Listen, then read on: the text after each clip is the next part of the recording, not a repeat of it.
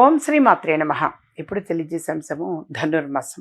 ధనుర్మాసము అని అంటే చక్కగా విష్ణుమూర్తికి ఎక్కువగా ఆరాధించటం చేయటము చాలా గొప్ప మాసం. కానీ శూన్యమాసంగా పేర్కొంటారు. అంటే వివాహాది శుభకార్యాలు ఏవి కూడా జరగవు శూన్యమాసము అని అంటే. మరి శూన్యమాసంగా ఎందుకు పేర్కొంటారు అని అంటే దీని వెనక కారణము కూడా దైవికమైనదే.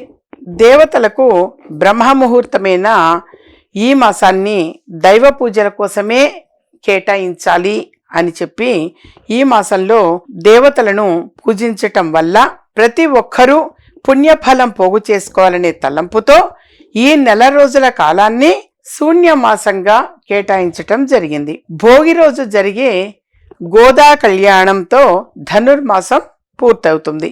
మకర సంక్రాంతి రోజున సూర్యుడు మకర రాశిలోకి ప్రవేశిస్తాడు. దీంతో ఉత్తరాయణ పుణ్యకాలం ప్రారంభమవుతుంది. ఇది శూన్యమాసము అనేటువంటి మరి ఈ ధనుర్మాసం వెనుక ఉన్నటువంటి వాస్తవము.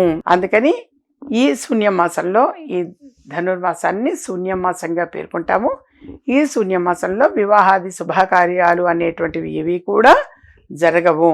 అచ్చంగా దేవుళ్ళకి మాత్రమే కేటాయించడం జరిగింది. అంటే మనము భక్తితో కొలవటము, కేవలం ఈ పుణ్యం మూట కట్టుకోవటం ఒకటే ఈ నెల రోజులు మాత్రము. ఇక తర్వాత నుంచి మకర సంక్రాంతి నుంచి ఈ ధనుసు నుంచి మకరంలోకి సూర్యుడు ప్రవేశిస్తాడు. ఇక ఆ రోజు నుంచి మకర సంక్రమణము అని అంటాము, మకర సంక్రాంతి అని అంటాము. ఇక అది ఆ సంక్రాంతి పండుగ. ఇక అక్కడి నుంచి మనకి ఉత్తరాయణ పుణ్యకాలము అనేటువంటిది ప్రారంభమవుతుంది.